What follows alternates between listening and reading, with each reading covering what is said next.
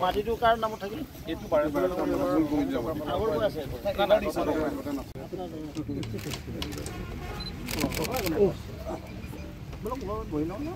মই সখী নিয়ন্ত্ৰণা পিছত এই সমষ্টিৰ নাম হ'ল নদুৱাৰ আৰু নদুৱাৰত ওচৰত জামুগুৰি হাতৰ এটা ঐতিহ্য আছে এটা গৰিমা আছে আৰু অসম আন্দোলনৰ কেইবাগৰাকী শ্বহীদ আছে আৰু তাৰ অন্যতম আছিলে ভূপেন ডেকা নহয় জানো যি 1979 চনৰ 6 বছৰীয়া ঐতিহাসিক বিদেশী বহিৰাগত এই বিদেশী বহিষ্কাৰ কৰাৰ কাৰণে যি আন্দোলনটো হৈছিল তেজপুৰ অৰ্থাৎ শোণিতপুৰৰ অৱদান যথেষ্ট আছে এই আন্দোলনত আৰু ইয়াতো কেইবাগৰাকী শ্বহীদ হৈছিল আৰু যিহেতু ভাৰতীয় জনতা পাৰ্টীয়ে যুৱ মৰ্চাৰ তৰফৰ পৰা প্ৰতি বছৰে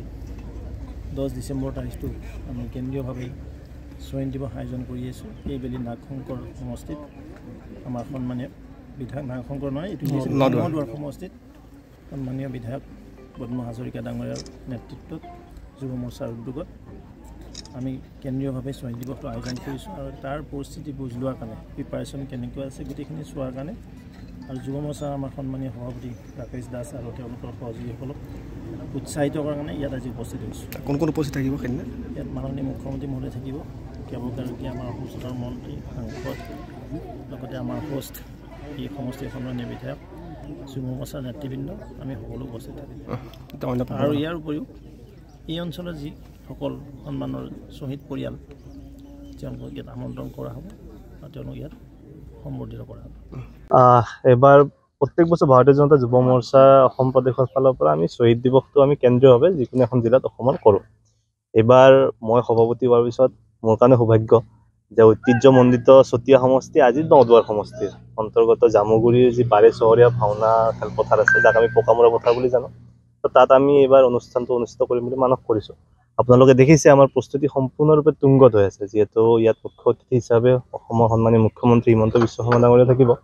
আৰু প্ৰায় জ্যেষ্ঠ নেতা জ্যেষ্ঠ মন্ত্ৰী সকলোখিনি ইয়াত উপস্থিত থাকিব আৰু সকলোৱে মিলি আমি অসম আন্দোলন যি ঐতিহাসিক আন্দোলন তাত যিসকল শ্বহীদৰ কেঁচা তেজৰ বিনিময়ত আজি আমি অসমীয়া জাতিটো এনেকুৱাকৈ সূক্ষ্ম আৰু সফলভাৱে জীয়াই আছোঁ তেওঁলোকক স্মৰণ কৰি পেলাই আমি যুৱ মৰ্চাই এই শ্বহীদ দিৱসটো পালন কৰিছোঁ অবিভক্ত যিখন শোণিতপুৰ জিলা আছে তাৰ প্ৰায় 160টা